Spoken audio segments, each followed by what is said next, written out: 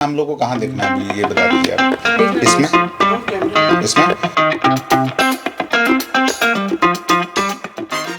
Jai Hind everyone, my name is Zishan Ahmed, English faculty, Centurion Defence Academy, Dehradun. Approximately 40 days are left for your exams. आप लोगों के जो exams sir पे आ चुके हैं, अब जिनको लग रहा होगा कि 40 दिन में क्या होगा सर, अब क्या ही हो सकता है, तो 40 दिन में पूरा समीकरण बदल सकता है। तो I have with us 2 expert faculties to discuss about science का सिलेबस, स्पेसिफिकली साइंस को कैसे टारगेट किया जाए, क्या अप्रोच रहेगा हमारा। I have with us faculty head Rizwan sir and Bhavna ma'am. So let us start this conversation, which is going to be very fruitful for those who are aspiring to clear NDA exam, upcoming NDA exam. So Rizwan sir, मैं ये जानना चाहता हूँ कि जो इसमें science का bio और केमिस्ट्री के सेक्शन में जो क्वेश्चंस आते हैं उसका डिफ़िकल्टी लेवल क्या रहेगा और बच्चों को किस तरीके से उन क्वेश्चंस को अप्रोच करना चाहिए। थैंक यू सर, जय हिंद टू ऑल। सबसे पहले इम्पॉर्टेंट जो चीज़ें कुछ मैं बताना चाह रहा हूँ कि जो डिफ़िकल्टीज़ की बात आपने किया, तो केमिस्ट्री में 15 क्वेश्चन और 10 क्वेश्चन बायो का। तो कुछ ही सेगमेंट को, जैसे अब इस टाइम ज़्यादा टाइम बचा नहीं है, अब कम टाइम में कैसे बच्चे अपने आप को आगे लेके जाएंगे एग्ज़ाम के लिए।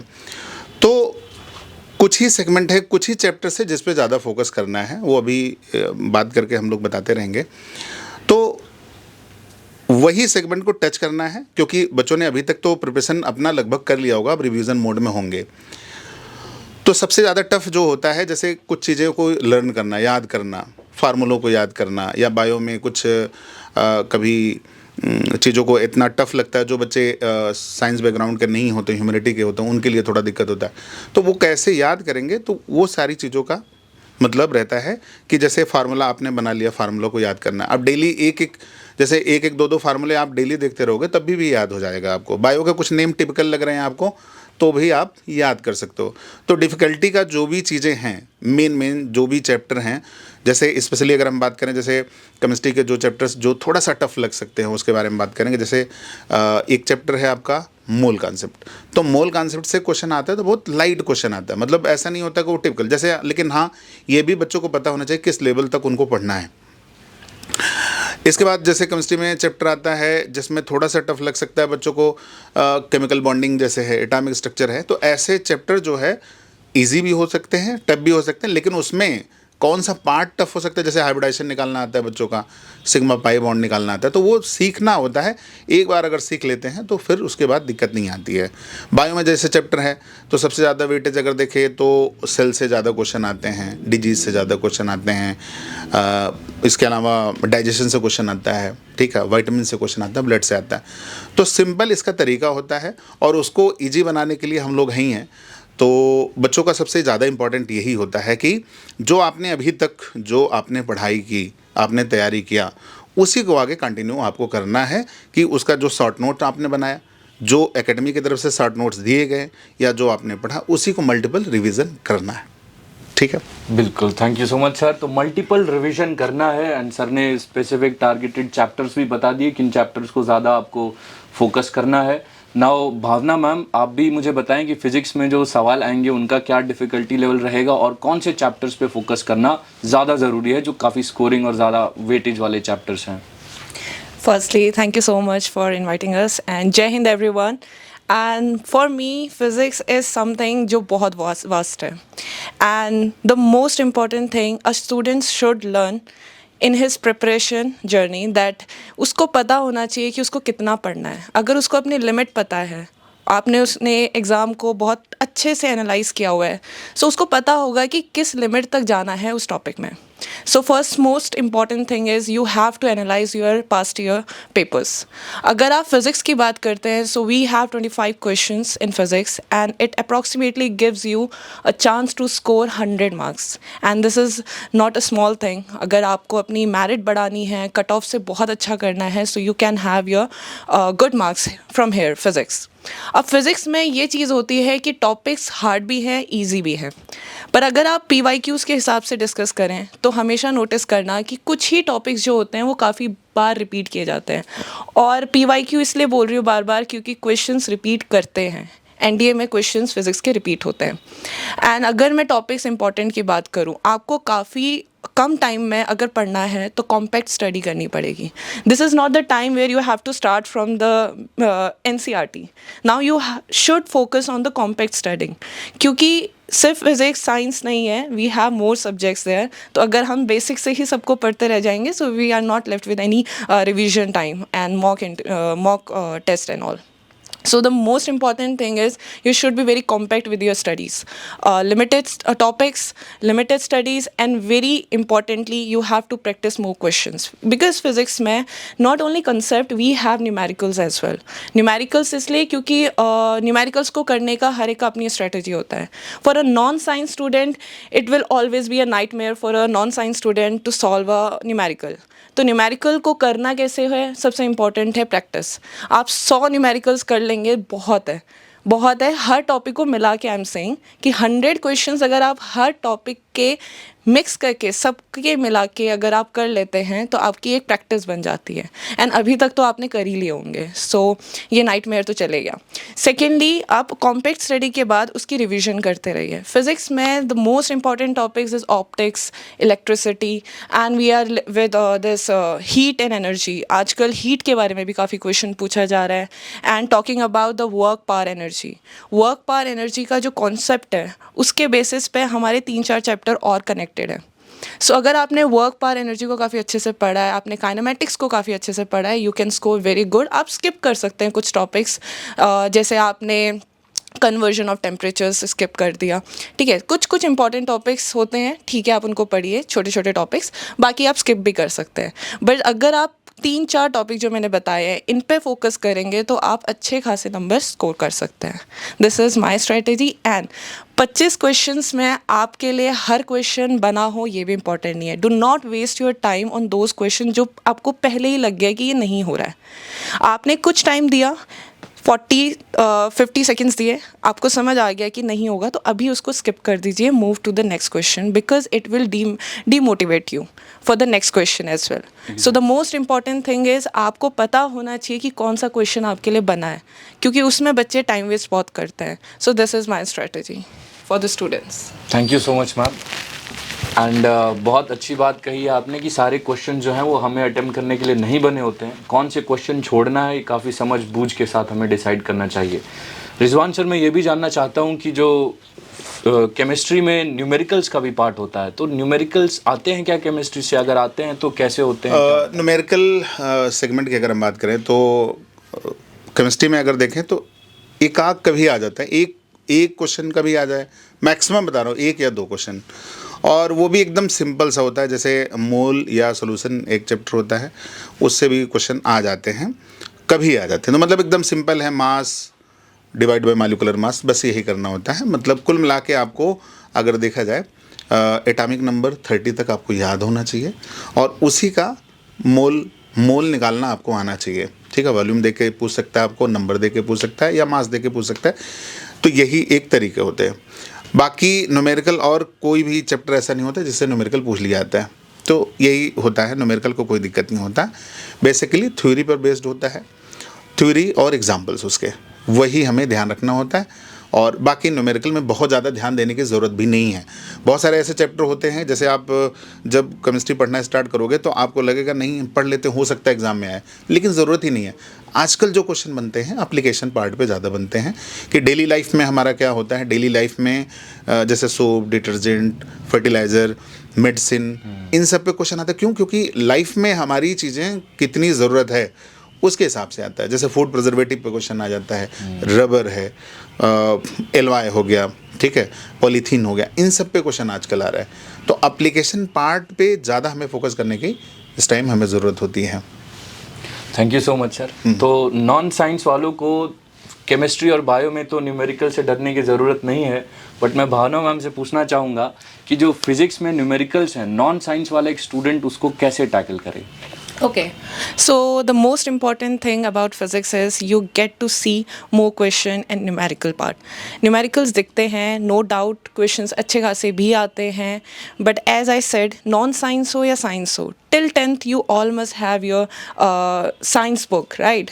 आपने 10th तक physics, chemistry, bio पढ़ी है, चाहे आप उसके बाद arts ले लो, commerce ले लो, but till 10th you have your science.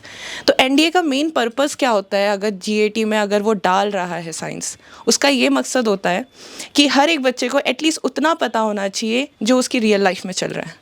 अगर उसको अपनी रियल लाइफ के रिलेटेड कोई साइंस टर्म्स दिख रही हैं, फॉर एग्जांपल करंट है, आपको पता ही नहीं है कि बैटरी का एक पॉजिटिव एंड भी होता है और एक नेगेटिव एंड भी होता है, तो ऐसे में आपकी रियल लाइफ जो आप प्रॉब्लम्स हैं उनको सॉर्ट कैसे करेंगे? Clear? So the most important thing about a non science student is उन्होंने 10th तक पढ़ी है साइंस. और अगर न्यूमेरिकल्स की बात करी जाए तो साइंस की एनसीईआरटीज़ में बहुत अच्छे न्यूमेरिकल्स दिए हुए हैं एंड एनडीए लेवल पे उतना ही आता है. सो फर्स्टली अगर नॉन साइंस स्टूडेंट को अपनी साइंस में पकड़ बनानी है तो I always suggest them to start with the NCERT. चलो अगर आपके पास एनसीईआरटी की लाइन टू लाइन पढ़ने का टाइम नहीं है, so you have your revision session, numericals लगाने हैं, पीवाईक्यूज़ लगाइए, पीवाईक्यूज़ भी हो गए हैं फिर भी डाउट हो रहा है, एनसीईआरटी की बैक एक्सरसाइज कर लीजिए. सबसे इम्पॉर्टेंट, एनसीईआरटी की बैक एक्सरसाइज आपको स्टार्टिंग के क्वेश्चन से एंड के क्वेश्चन तक एक लेवल बना के देता है. पहला क्वेश्चन हमेशा इजी होगा एनसीईआरटी का, सेकंड क्वेश्चन उससे थोड़ा हार्ड, फिर ऐसे करते करते वो लेवल बढ़ाता है. तो अगर आप नॉन साइंस हैं फिर भी न्यूमेरिकल से डर रहे हैं तो start with NCERT questions. And second important thing, numerical को जब आप पढ़ते हैं तो आपको जो न्यूमेरिकल में चीज़ें दी गई हैं डायरेक्ट उसको अपनी रफ़ नोटबुक में रफ़ नोट पे सीधे नोट करिए. आपको पता लग जाएगा कि इस न्यूमेरिकल में ये चीज़ें दी हैं. Then start remembering all those फॉर्मूले जो उससे रिलेट हो रहे हैं. ऐसे करके क्या होता है, आप एक तरीके से एक न्यूमेरिकल को इंग्लिश रीड आउट कर रहे हो उसकी, और उसको आप एक जगह पे लिख के उसको सॉल्व करने की टैक्टिस बना रहे हो. मतलब ये एक स्ट्रेटजी है. अब पहले ही आप पूरी इंग्लिश पढ़ने बैठ जाएंगे, फिर आप सोचेंगे ये पता नहीं कौन से टॉपिक से आ गया, फिर आप फॉर्मूला सोचेंगे, फिर आप फॉर्मूला सोचने के बाद वो फॉर्मूले में जो वैल्यू टर्म्स यूज़ हो रही हैं फिर आप उसको ढूंढेंगे. It will waste your time. So firstly आप न्यूमेरिकल पढ़ रहे हैं, साथ साथ उसमें लिखिए करंट दिया हुआ है, लेंथ दी हुई है, एरिया ऑफ क्रॉस सेक्शन दिया है, ओके तो इसमें तो हमारा रेजिस्टेंस निकल सकता है एंड रजिस्टिविटी भी दी है तो कहीं ना कहीं रेजिस्टेंस का काम भी होगा. So this is how you have to start with your numerical portion. बाकी कॉन्सेप्चुअल अगर आप बात करें तो बहुत स्टैटिक भी आता है, बहुत कंसेप्चुअल भी आता है, बट आई विल से कि इतना हार्ड भी नहीं आता है कि आप कर ही ना पाओ या आप डर जाओ बिल्कुल. सो this is all about your numerical portion. Thank you. Thank you so much ma'am. बहुत अच्छा टेक्निक बताया मैम ने कि साथ साथ में लिखते जाइए जो वैल्यूज़ दे रखी हैं. And by NCERT I guess you mean the NCERT book of 9th and 10th. 9th and 10th ji, till ji. 10th. 9th and 10th की एनसीईआरटी और उनके सारे जो एक्सरसाइज क्वेश्चंस हैं वो सब सॉल्व करना है. So that's it. Actually Zeeshan sir मैं ऐड करना चाहता हूँ कि अभी हमें और किन किन चीज़ों पे फोकस करना चाहिए. ठीक, तो मैं एक तरफ से चैप्टर्स के नाम बताता हूँ जो कि बच्चों के लिए बहुत बेनिफिशियल होगा जी. और वही पढ़ना है जो मैं बता रहा हूँ. ठीक, ये बहुत काम आने वाला है बच्चों को. और क्योंकि कम टाइम में ज़्यादा अपने आप को कैसे करें, क्योंकि साइंस ऐसा सेगमेंट है जिसमें 50 क्वेश्चन में बच्चे सबसे ज़्यादा करते हैं और यही मेरिट को आगे लेके जाता है. तो मैं बायो एंड केमिस्ट्री का एक एक टॉपिक करके बताता हूँ कि किस में क्या क्या पढ़ना है. आप लोग नोट कर लें सभी लोग. ठीक है, तो बहुत खास होने वाला है और बहुत आपको याद आएगा, एग्ज़ाम के बाद याद आएगा कि मैं क्या बोला था. जैसे आपको जहाँ से केमिस्ट्री की बात करें 15 क्वेश्चन की मैं एक तरफ से एनालिसिस कर लेता हूँ. और याद रखना ये वीडियो जब एग्ज़ाम के बाद आप देखोगे, अभी देखोगे एग्ज़ाम के बाद देखना, आपको सारी चीज़ समझ में आएगी कि क्या चीज़ें मैंने बोली है या हमारी टीम क्या कर रही है, स्ट्रेटजी क्या होती है. तो जैसे अगर हम केमिस्ट्री की बात करें तो सबसे पहला चैप्टर है हमारा जिसमें जो टॉपिक आपको पढ़ना है, टॉपिक सिर्फ बताता जाता हूँ मैं. फिजिकल और केमिकल चेंज, प्योर और इम्प्योर सब्सटेंस. ठीक है, क्वेश्चन आपके बनते हैं यहाँ से. पिछली बार 2 क्वेश्चन आए थे, तो इसको मतलब पढ़ने में आपको मुश्किल से 5 या 10 मिनट लगेगा. इसके बाद आ जाओ एलओआई. एलओआई में 7 to 8 एलओआई होते हैं, इसमें एक क्वेश्चन आपका आता है. इसको पढ़ने में भी 5 मिनट लगेगा आपको. कंपाउंड के फार्मूले जिसमें 10 से 12 फार्मूले होते हैं, उसको पढ़ लोगे, एक क्वेश्चन आपका बन जाता है वहाँ से. डायमंड और ग्रेफाइट का डिफरेंस अगर पढ़ लोगे तो एक क्वेश्चन आपका हो जाता है वहाँ से. इलेक्ट्रोकेमिकल सीरीज आप सिर्फ पढ़ लोगे, उसमें कौन ऑक्सीडेशन किसका होगा, किसका रिडक्शन होगा, वो अगर सीरीज आपने तैयार कर लिया, रिएक्टिविटी सीरीज जिसको बोलते हैं, एक क्वेश्चन वहाँ से डन हो जाता है। केमिस्ट्री इन एवरीडे लाइफ, जिसमें आपको सोप, डिटर्जेंट, इन सब के बारे में आता है एप्लीकेशन पार्ट में, इसमें 2 से 3 क्वेश्चन आता है, इसको भी पढ़ने में ज़्यादा समय नहीं लगेगा। देन आता है acid base and salts. Acid base salts में किस में कौन सा एसिड होता है, किसका पीएच कितना होता है, और आर्नियस की थ्योरी, ल्यूइस की थ्योरी, ब्रोंस्टेड लोरी कॉन्सेप्ट, अगर इसको आपने तैयार कर लिया तो 2 से 3 क्वेश्चन आपके बन जाते हैं यहाँ से। सिंपल चीज़ें। अब एटॉमिक स्ट्रक्चर में इलेक्ट्रॉन, प्रोटॉन, न्यूट्रॉन की डिस्कवरी और उसका मास और चार्ज क्या होता है उसके बारे में। साथ में ये देखना है कि जैसे डाल्टन का थ्योरी है, बोस का मॉडल है, थॉमसन का मॉडल है, रदरफोर्ड का मॉडल है, इसको पढ़ना है। क्वांटम नंबर, ये अगर आपने पढ़ लिया तो आपका सेल, सबसेल, ऑर्बिटल, इलेक्ट्रॉन के बारे में हो जाता है। एटॉमिक स्ट्रक्चर 2 क्वेश्चन आपको दे देता है। केमिकल बॉन्डिंग में आ जाओ। केमिकल बॉन्डिंग में आपको सिर्फ पढ़ना है ionic bond, coordinate bond, covalent bond, hydrogen bond, और उसमें हाइब्रिडाइजेशन और सिग्मा और पाई निकालना आता है, तो उसमें भी 2 क्वेश्चन आपके बन जाते हैं। कभी कभी बैलेंस ही पूछ लेता है, कभी कभी बैलेंस इलेक्ट्रॉन पूछ लेता है, इस टाइप से हो जाता है। तो जितने चैप्टर्स केमिस्ट्री का मैंने बताया, लगभग 15 क्वेश्चन आपका कवर कर जाएगा, और वो भी अगर स्ट्रेटजी के साथ चलेंगे आप तो 3 से 4 घंटे में आपकी केमिस्ट्री पूरी तरीके से कंप्लीट हो जाएगी। और वही जितना मैंने अभी बोला उसको बार बार रिवाइज आपको करना है, ठीक है। तो आपका ये पार्ट हो जाएगा। अब बायो में आ जाएं। बायो में 4 से 5 चैप्टर हैं जिस पे सबसे ज़्यादा फोकस करना है। जैसे सेल से आपको क्या करना है, प्रोकैरियोटिक, यूकैरियोटिक का डिफरेंस, एनिमल और प्लांट सेल में डिफरेंस, और बाकी जो सेल ऑर्गेनेल्स होते हैं उनमें से सिर्फ आपको पढ़ना होता है कि किसका कौन सा फंक्शन है। जैसे माइटोकॉन्ड्रिया, राइबोसोम, सेंट्रियोल, इन सब के फंक्शन क्या होते हैं उसको आपको तैयार करना होता है। साथ में सेल डिवीजन जैसे हो गया कि सेल डिवीजन में प्रोफेज, मेटाफेज, एनाफेज, टेलोफेज, ये सीक्वेंस आपको याद रखना है। मियासिस और माइटोसिस में डिफरेंस, ये हो गया। डिजीज पे आ जाओ। डिजीज में अगर हम बात करें, डिजीज में वो क्वेश्चन हमें करना है, जैसे याद रखना कि वायरस से कौन सी डिजीज होती है, बैक्टीरिया से कौन सी डिजीज होती है, फंगस से कौन सी डिजीज है, वाइटामिन और उनसे होने वाली उनकी कमी से होने वाली डिजीज, ये हो गया। टिश्यू से आजकल फैशन में चल रहा है, टिश्यू से क्वेश्चन पूछा जा रहा है। प्लांट, एनिमल, टिश्यू मिला के 1 से 2 क्वेश्चन दे देता है। मार्फोलॉजी, जिसमें रूट, स्टेम, लीफ के बारे में पढ़ना होता है, और उसको सिर्फ सिंपल उसके टाइप्स पढ़ने होते हैं, ये आप कर लेते हैं तो ये क्वेश्चन आपका हो जाता है। और साथ में अगर देखें, डिजीज की हमने बात करी है, टिश्यू की बात कर लिया, और टिश्यू में जाइलम फ्लोएम का डिफरेंस जरूरी है, बहुत ज़रूरी है। और क्लासिफिकेशन में आजकल जैसे क्वेश्चन पूछ लेता कि कौन सा फाइलम है, इस फाइलम से कौन सा, जैसे स्पंज पूछा था किस फाइलम का होता है, तो ऐसे क्वेश्चन भी आजकल आ रहे हैं। ब्रायोफाइट, टेरिडोफाइट्स, प्लांट्स में आते हैं ये क्वेश्चन से। तो ओवरऑल अगर बायो में देखें मेन चैप्टर का, जैसे ब्लड की अगर हम बात करें, आजकल ब्लड से क्वेश्चन आता है, हार्ट और ब्लड में आरबीसी, डब्ल्यूबीसी, प्लेटलेट्स में डिफरेंस, ये याद रखना है। तो कुल मिलाकर अगर देखें चैप्टर बायो में अगर हम एक तरफ से देखें तो सेल हो गया हमारा। डाइजेशन एक चैप्टर है जिससे भी उससे भी क्वेश्चन 2 बनते हैं, जिसमें एंजाइम्स वगैरह के बारे में बात करता है। सेल, डाइजेशन, विटामिन, और साथ में हमने बोला डिजीज, और tissue, plants, morphology.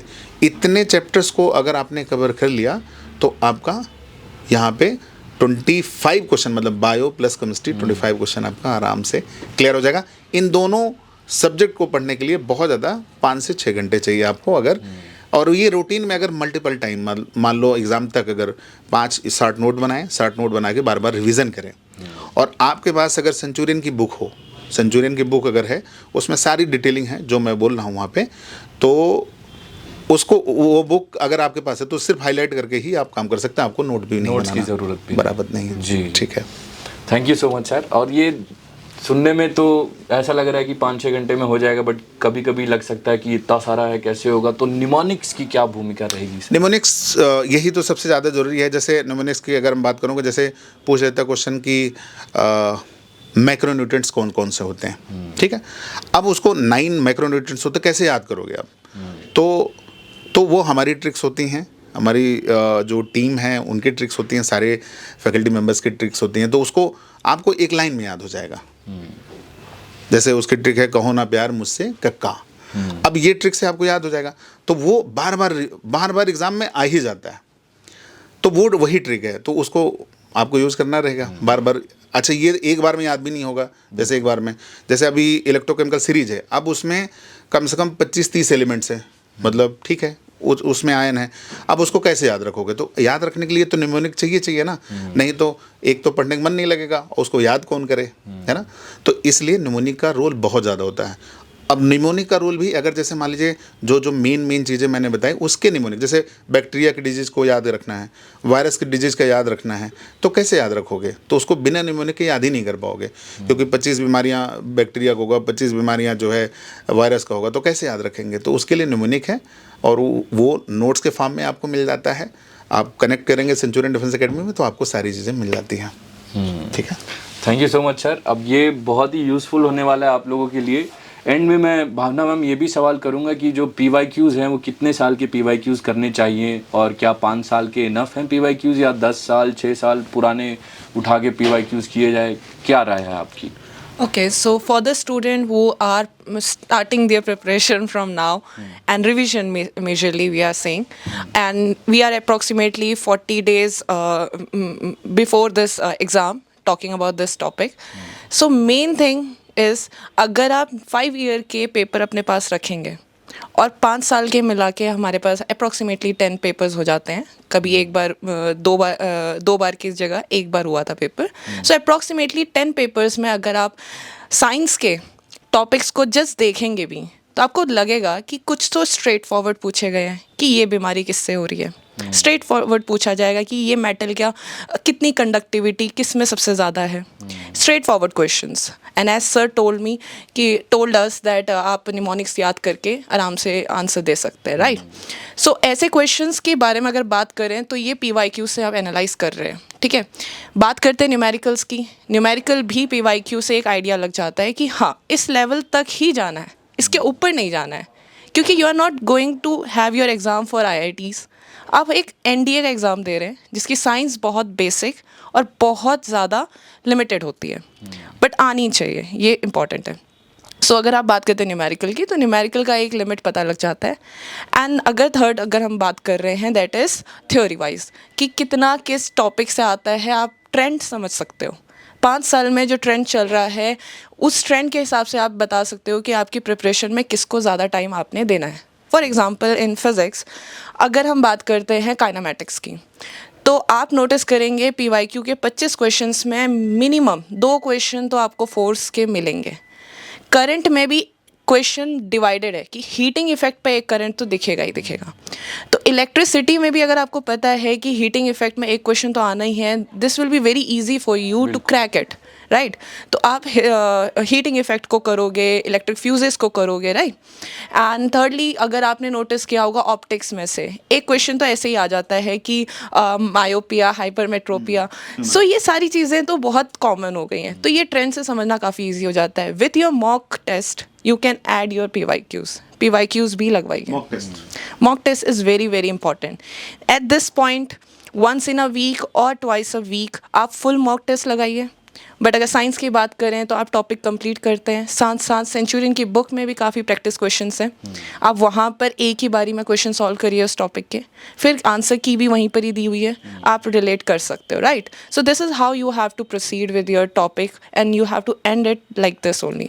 Thank you. Thank you ma'am. Sir कुछ और ऐड करना चाहेंगे आप? चूँकि बच्चों का टाइम जो है बहुत इंपॉर्टेंट है, बच्चे समझ भी गए होंगे कि हमें किस टॉपिक पे फोकस करना है, PYQ पे कितने काम करना है, कितने साल। जैसे मैम ने बताया कि 5 साल का PYQ आपने कर लिया सफिशिएंट है। अच्छा 5 साल का PYQ कर लिया, 250 क्वेश्चन, मतलब 250 क्वेश्चन हो गया आपका एक बार, मतलब 500 क्वेश्चन आपके पास हो गया। 10 पेपर हो गए, 500 क्वेश्चन हमारे हो गया। 500 क्वेश्चन करने का मतलब हो गया आपने सारे कॉन्सेप्ट को क्लियर किया, तब वो कर पाएंगे आप। तो सारी चीज़ें कवर हो जाती हैं उसमें। कुछ अच्छा ट्रेंडिंग जो क्वेश्चन होते हैं वो आपको रिसेंट का जो एग्ज़ाम हुआ उससे हमें पता चलता है। तो 5 ईयर हमारे पास सफिशिएंट। अब ऐसा नहीं जब से NDA स्टार्ट हो तब से हम करेंगे, कोई मतलब नहीं है। आज के टाइम में बहुत स्मार्ट स्टडी की ज़रूरत है, बच्चे भी स्मार्ट हैं और आजकल पेपर बनाने वाले भी स्मार्ट हो रहे हैं धीरे धीरे। तो सारी चीज़ों को एक साथ लेके चलते हैं तो होगा। बच्चों को समझ में आया होगा कि आज का जो हमारा मुद्दा है कि साइंस को कैसे बेहतर बनाएं, अब जो उनका आने वाला एग्ज़ाम है तो NDA के लिए कितना बेहतर कर सकते हैं उसके लिए हम लोगों ने बात किया। जी, thank you so much both of you for sharing your valuable ideas about strategizing the NDA का साइंस वाला सेक्शन स्पेसिफिकली होप करता हूँ कि सभी लोगों को अपना साइंस का स्ट्रैटेजाइज करने में आसानी होगी. That is it from our side. जय हिंद, ऑल द बेस्ट.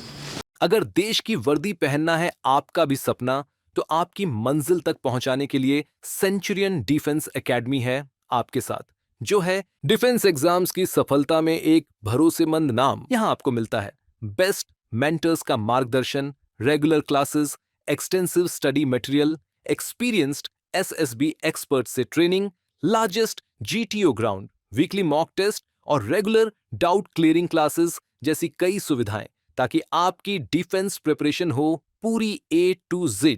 तो फिर देर किस बात की है? सेंचुरियन डिफेंस एकेडमी वेलकम करती है हर उस एस्पिरेंट को जिसने देखा है सपना देश सेवा और रक्षा का. अभी एनरोल कीजिए हमारे कोर्सेज में और टॉप AIRS की तरह ही दीजिए अपनी मेहनत को एक विनिंग बूस्ट.